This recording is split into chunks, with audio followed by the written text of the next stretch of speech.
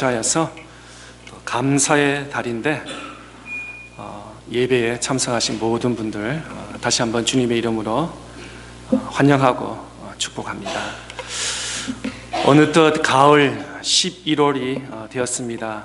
단풍이 지고 낙엽이 떨어지는 것을 보며 계절의 변화를 느끼게 됩니다. 어느덧 2022년 새해를 시작했는데 또 한 해를 마무리하는 또 11월 끝드무리에 온 것 같습니다. 참 시간이 빨리 가는 것 같습니다. 요즘 현대인들은 감사 불감성이라고 합니다. 감사하지 않고 살아가고 있다는 것이죠.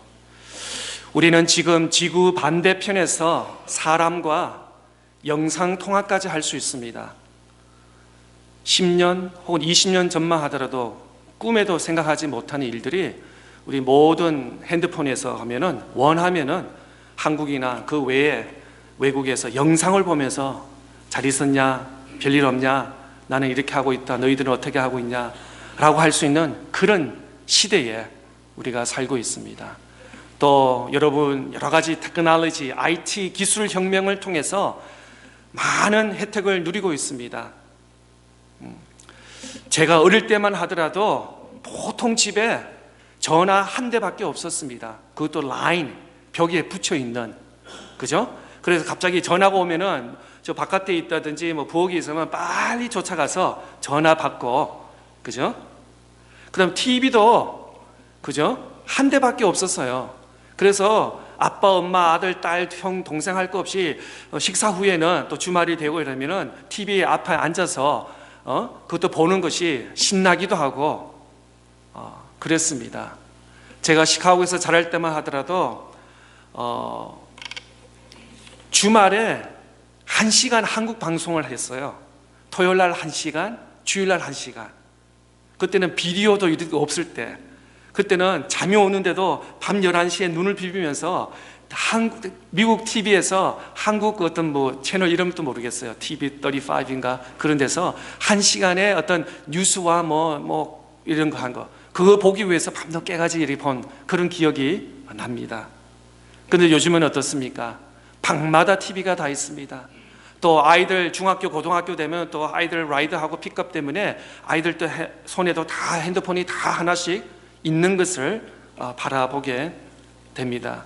자동차도 한 대밖에 없었어요. 웬만한 거리는 다 걸어갔습니다. 예. 저도 시카고에서 자라면서 저희 집하고 교회가 걸어서 20분인데 웬만하면 주차장도 없었기 때문에 걸어가는 것이 익숙했습니다. 근데 요즘에는 5분 거리도 어떻게 해요? 예, 차 타고 가고 또 집에도 차도 2대, 3대 이상 있는 것을 바라보면서 정말 몇십 년 전에 비해서 정말 많은 것을 누리면서 살고 있는 것을 우리 아무도 부정할 수 없을 것입니다. 그런데 우리는 이러한 혜택과 많은 변화 속에도 살고 있지만 늘 우리 입술에, 우리 마음 속에는 불만과 불평이 가득 찹니다. 예. 잠깐 핸드폰이 잠시 프리즈 되면은 왜 이러냐고, 어제까지 잘 되는 것이 왜 이러냐고 잠시도 못 참고 한 번은 전에는 그때 코로나 시대 때 맥도날드에서 한번 줄을 섰는데 20분 30분 기다리는데 오더가 안 되더라고요. 그러면서 마음에 막 분노가 생겨서 아니 이런 맥도날드가 어딨냐고 그랬는데 우리가 참지 않고 인내하지 못하는 그런 나 자신을 바라보게 됩니다. 우리도 감사보다는 불만과 불평과 짜증을 내고 살지 않는지 우리 자신을 한번 돌아볼 수 있는 기회가 되었으면 좋겠습니다. 왜 사람들은 감사하지 못하고 살고 있습니까? 이렇게 많은 것을 누리고 있는데 제가 어릴 때에 비해서 정말 우리는 오늘날 너무나 많은 혁신 같은 많은 것을 소유하고 있고 많은 것을 누리고 있는데 어릴 때는 그렇게 불만, 불평보다는 모든 것이 감사했는데 지금 얼마나 많습니까? 많은 것을 누리는데도 불구하고 우리 마음속에, 우리 있을 때는 늘 불만과 옆에 있는 타인과 비교하면서 왜 우리는 이러냐, 나는 왜 이러냐, 우리 가정은 이러냐 라면서 불만, 불평을 하는지, 사도 바울은 디모데후서 3장 2절에 이렇게 말씀을 하고 있습니다. 디모데후서 3장 2절 말씀, 사람들이 자기를 사랑하며 돈을 사랑하며 자랑하며 교만하며 비방하며 부모를 거역하며 감사하지 아니하며 거룩하지 아니하며. 어떻게 보면 사도 바울은 2000년 전에 이 디모데를 기록했지만 정확하게 오늘날 우리의 현실을 나타내고 있지 않나, 기록하고 있지 않나 생각합니다.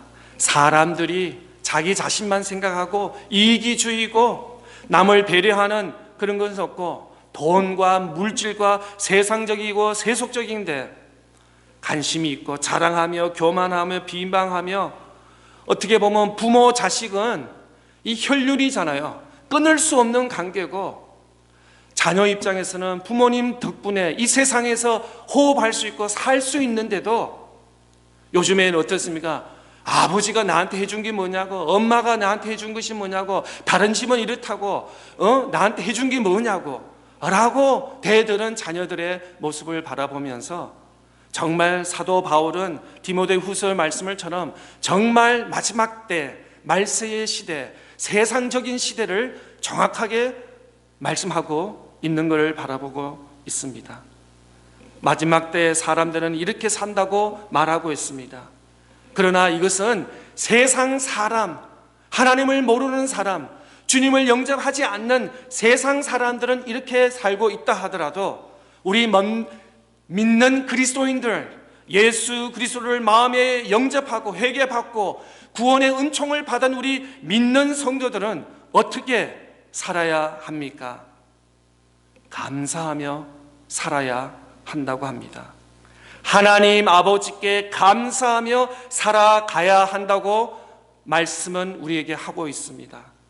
모든 삶 속에서 힘들고 어렵고 위험하고 이런 불평한 삶 속에서도 우리 그리스도인들은 범사에 감사하면서 살아가야 될 줄 믿는 것입니다. 그러면 왜 감사하면서 살아야 하냐? 크게 한 3가지로 말씀을 좁혀 보겠습니다. 첫째, 감사하는 것은 하나님의 뜻이기 때문에 그렇습니다. 감사는 선택이 아닙니다. 환경을 바라보면서 지난 한 주 동안 비즈니스가 너무 잘 됐다, 지난 한 주 동안 참 모든 것이 만사 형통했다, 감사하다. 그것은 세상 사람도 할 수 있습니다. 모든 일이 잘 되고 만사 형통이면 세상 사람에도 입술에도 감사하다 감사하다 라고 할 수 있을 것입니다. 어떤 결과물에 감사하는 것이 아니라, 감사는 하나님의 명령인 것입니다. 하나님의 뜻이라고 말씀하고 있습니다. 사도 데살로니가 전서 5장 18절 말씀에 이렇게 기록하고 있습니다. 범사에 감사하라. 이것이 그리스도 예수 안에서 너희를 향하신 하나님의 뜻이니라. 그렇습니다. 범사에, 모든 일에 감사하는 것은 환경을 바라보면서 감사할 어떤 제목이 있기 때문에 감사하고, 제목이 없기 때문에 감사할 아무 substance가 없기 때문에 감사를 안 하는 노감사가 아니라, 예수 그리스도 안에 있는 모든 신실한 믿음의 성도들은 하나님을 바라보며 하나님의 뜻이기 때문에, 감사는 하나님의 뜻이기 때문에 감사하는 것이 마땅하다라고 사도 바울은 우리에게 말씀하고 있는 것입니다. 그래서 그리스도인들은 어떠한 상황 속에서도 감사하면서 살아야 될 줄 믿는 것입니다. 그러면 왜 감사하면서 살아갈 수 있습니까? 두 번째는 감사에는 유익이 있기 때문에 그렇습니다. 베네핏이 있기 때문에 그렇습니다. 시편 50편 23절 말씀에 이렇게 기록되어 있습니다.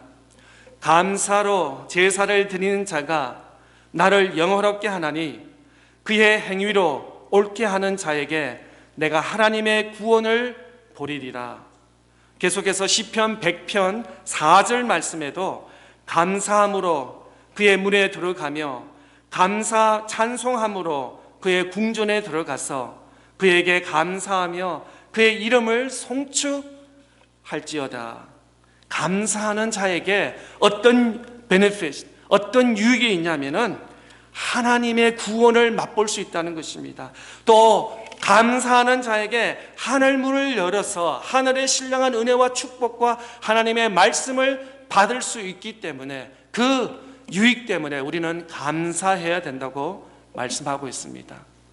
또한 요한복음의 말씀에 보면 죽은 나사로가 살리기 전에 먼저 감사의 기도를 드렸습니다. 요한복음 11장 41절의 말씀에 보면 돌을 옮겨 놓으니 예수께서 눈을 들어 우러러 보시고 이르시되 아버지여 내 말을 들으신 것을 감사하나이다. 먼저 베다니 동네에 나가서 마르다와 마르타 그다음 나사로의 자매 형제들에게 가서 죽은 나사로를 3일 후에 도착했습니다. 왜냐하면 아픈 사람을 살리는 것이 목적이 아니라 바로 죽은 사람을 살리는 그 기적을 일으키기 위해서 예수님께서 고의적으로 3일 이후에 나사로 집에 찾아갔습니다. 그리고 나사로를 만지시고 치유하고 먼저 하지 않고 먼저 하나님을 바라보면서 감사 기도했습니다. 하나님 아버지여 내 기도를 들어주신 것을 감사합니다 라고 감사 기도 이후에 나사로 죽은 침상에 누워있는 나사로에게 가서 나사로야 일어나라 라고 외치면서 나사로가 일어나게 된 것입니다. 또 예수님께서 5,000명을 먹이기 전에 먼저 감사 기도를 드렸습니다. 요한복음 6장 11절 말씀에 보면 예수님께서 떡을 가져 축사하신 후에 앉아있는 자들에게 나눠주시고 물고기를 그렇게 그들의 원대로 주시니라. 그들이 배부른 후에 예수께서 제자들에게 이르시되 남은 조각을 거두고 버리는 것이 없게 하라 하심으로 그렇습니다. 예수님께서도 떡을 가지시고 물고기를 가지시고 들으시고 먼저 많은 무리들 앞에서 축사하셨습니다. 감사 기도를 먼저 하셨습니다. 여러분 생각해 보십시오. 한 아이의 보리떡 5개와 물고기 2마리 그 얼마나 되겠습니까? 2사람, 3사람 먹을 것밖에 되지 않습니다. 그런데 성경은 어떻게 기록하고 있습니까? 5,000명 이상 그 다음에 남은 강조리가 12강조리에 남을 들어 먹고 넘치도록 하나님께서 기적을 베풀어 주셨습니다. 그런데 여기 순서를 보면은 먼저 예수님께서 하나님 아버지께 기도를 먼저 드렸습니다. 기도 다음에 이적과 기적이 일어난 것을 바라보게 됩니다. 그런데 보통 우리 사람들은 어떻겠습니까? 어떤 결과를 봅니다. 놀라운 기적이 나타납니다. 아이고 하나님 감사합니다. 보고 나서 기적과 어떤 신기한 일들이 생각 외에 놀라운 일이 일어나면은 하나님 감사합니다 라고 우리가 외치는 것입니다. 보이기 전에는 우리가 감사하지 않습니다. 늘 그렇게 우리는 익숙해졌었습니다. 그런데 성경은 분명히 우리에게 먼저 가르쳐 줍니다. 감사가 먼저라고. 감사했더니 하나님께서 그 감사 기도를 들으시고 응답하여 주셔서 구하는 대로 기적을 베풀어 주신 것입니다. 성경의 원리는 먼저 감사합니다. 내 테이블에 내 소유가 많기 때문에 하나님 감사합니다. 지난 한 달 동안, 지난 1년 동안 많은 것을 추수할 수 있도록 도와주심을 감사하는 것이 아니라 먼저 입으로 믿음으로 신앙으로 먼저 고백하는 것이 먼저 성경의 가르침인 것을 기억할 수 있기를 바랍니다. 세상 사람도 똑같아요. 만사 많은 일들이 좋으면은 그냥 감사할 것입니다. praise the Lord, 할렐루야 이렇게 할 수 있을 것입니다. 그런데 우리 그리스도인들은 하나님께 먼저 감사하는 사람들 다 될 수 있기를 바랍니다. 먼저 하나님께 간구하고 감사하고 기도하는 저와 여러분, 그걸 통해서 감사를 통해서 하나님의 놀라운 기적의 손길을 경험할 수 있는 저와 여러분 다 될 수 있기를 축복합니다. 세 번째로 왜 감사하며 살아야 합니까? 감사하는 자는 행복한 자이기 때문에 그렇습니다.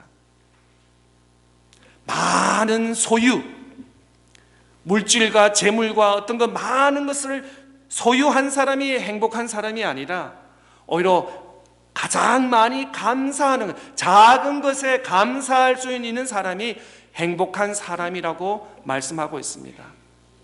오늘날 미국과 또 미국의 영국, 프랑스, 네덜란드, 스웨덴 이런 어떤 G8라든지 G20 이런 상급 나라는 아주 부유한 나라죠.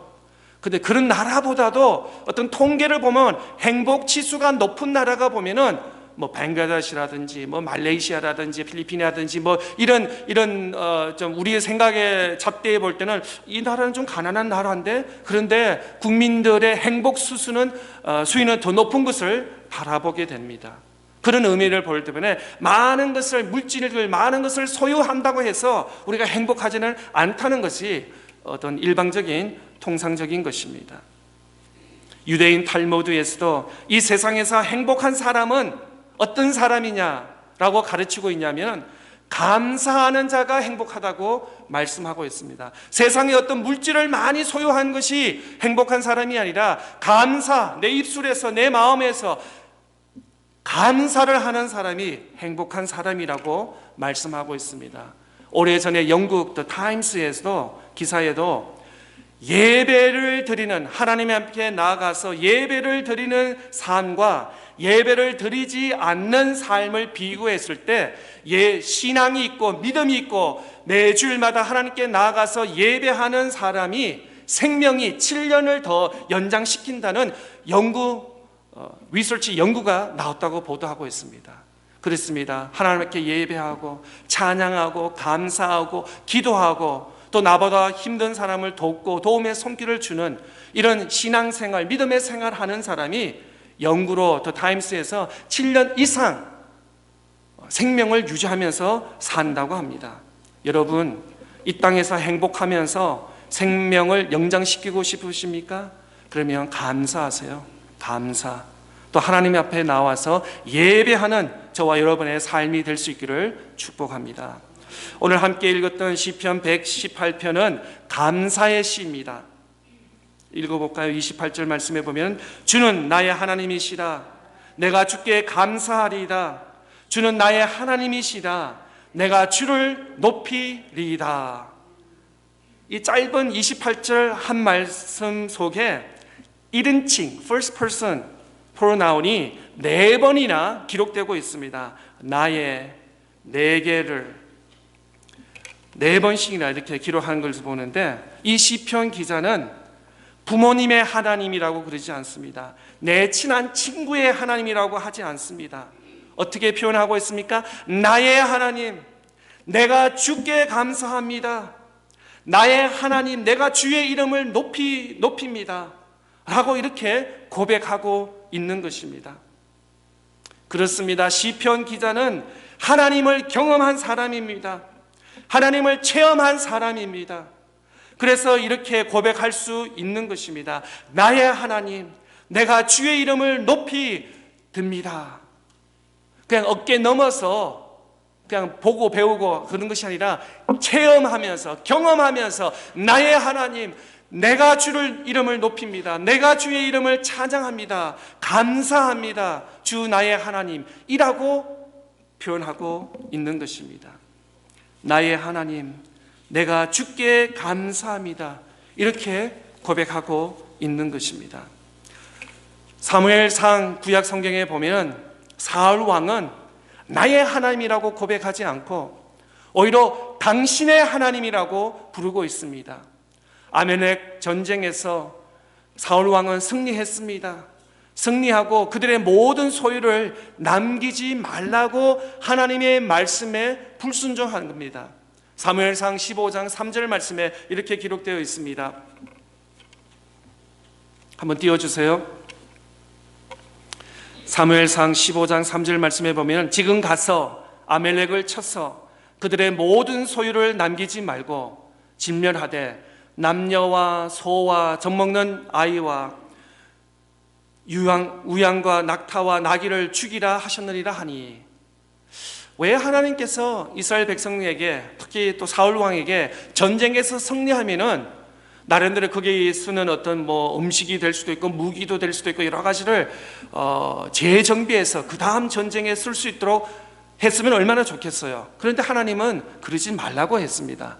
그게 그 창고라든지 음식이라든지 모든 것을 불지르고 그냥 그 모습 그대로 다시 나오라 라고 말씀하셨습니다. 그 하나님의 뜻은 뭐냐면 전쟁은 하나님을 의지하는 것이다 라는 것을 가르쳐 주기 때문에 그랬습니다.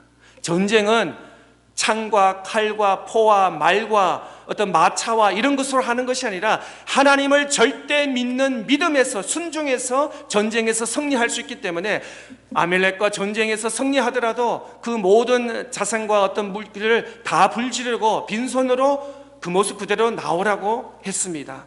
그런데 사울 왕은 어땠습니까? 하나님의 말씀에 순종하지 않고 내 눈에 기준에 판단했습니다. 아니 이거 쓸 수 있는 물건인데 이 말이 10마리 20마리가 있는데 이 마차도 이 무기도 이 음식도 먹을 수 있는데 이걸 가지고 내 군대를 먹이면 얼마나 좋은 음식이 될 텐데 라고 하나님 말씀보다는 내 판단과 내 기준을 더 우선순위를 두었던 것입니다. 그렇게 해서 사울 왕은 사무엘상 15장 21절에 이렇게 고백하고 있습니다. 다만 백성이 그 마땅한 면할 것 중에서 가장 좋은 것으로 길가에서 당신의 하나님 여호와께 제사하려고 양과 소를 끌어왔나이다 하는지라. 당신의 하나님 여호와께 당신의 사람들 먹이기 위해서 마차를 들고 끌고 왔다고 말하고 있는 것입니다.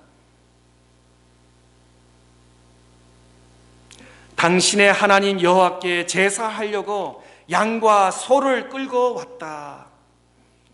당신의 하나님, 사울 왕은 이스라엘 백성의 왕이었습니다. 사람들의 왕이었습니다. 그러나 하나님을 경험하지 못했습니다. 그래서 이렇게 표현하고 있으면 나의 하나님이라고 부르짖지 못하고 당신의 하나님. 그러나 사도 바울은 어떻게 고백하고 있습니까? 오늘 본문이 성경 구절이 많은데요. 빌립보서 4장 19절 말씀에 나의 하나님 그리스도 예수 안에서 영광 가운데 그 풍성한 대로 너희 모든 쓸 것을 채우시니라. 사도 바울은 어떻게 고백하고 있습니까? 나의 하나님, 당신의 하나님이 아니라 나의 하나님. 또 이사야서 25장 1절 말씀에 보면은 여호와여 주는 나의 하나님이시다. 이사야 선지자는 나의 하나님이라고 또 고백하고 있습니다. 또한 예수님께서 인류를 대신하여서 십자가에 못 박히시는 그 순간에도 이렇게 고백하고 있습니다. 마태복음 27장 46절 말씀에 나의 하나님, 나의 하나님 어찌하여 나를 버리셨나이까 라고 합니다. 또 다윗도 시편 18편 1절 말씀에 보면 나의 힘이신 여호와여 내가 주를 사랑합니다. 다윗만큼 성경에서 역경과 환난을 경험한 사람도 없을 것입니다. 그는 광야에서도 또 전쟁 중에서도 또 승리와 패배 중에서도 늘 다윗은 일관성 있게 고백했습니다. 나의 하나님, 나의 하나님. 계속해서 시편 18편 2절 말씀에 보면은 여호와는 나의 반석이시요 나의 요새시요 나를 건지시는 이시요 나의 하나님이시요 내가 그 안에 피할 나의 바위시요 나의 방패시요 나의 구원의 뿌리시요 나의 산성이시요 나의 하나님이라고 다윗은 이렇게 고백하고 있는 것입니다. 오늘 시편 118편 말씀에 보면은 5절 말씀에 보면은 내가 고통 중에 여호와께 부르짖으니 여호와께서 응답하시고 나를 넓은 곳으로 세우셨도다. 또 11절 말씀에 보면은 그들이 나를 에워싸었으니 내가 여호와의 이름을 그들을 끊으리로다. 또 13절 말씀에 보면은 너는 나를 밀쳐 넘어뜨리려 하였으나 여호와께서는 나를 도우셨도다. 이 시편 기자는 고통 중에서도 위험한 순간에서도 여호와 하나님은 나의 하나님이라고 이렇게 고백하고 있는 것입니다.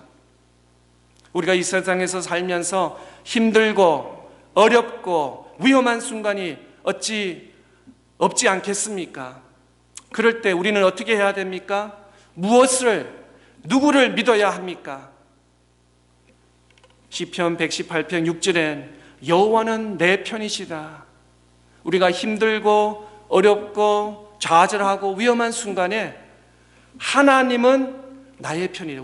나의 편이다. 내 편이라고 시편 기자는 이렇게 말씀하고 있습니다.